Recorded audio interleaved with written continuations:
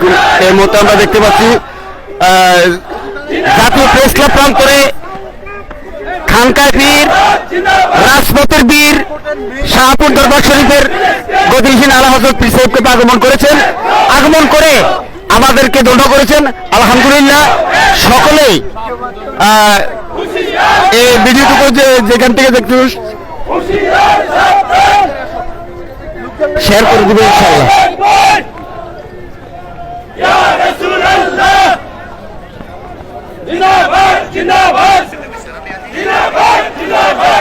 শাহপুর দরবার শরীফের বিশাল মিছিল দেখতে পাচ্ছি আমরা।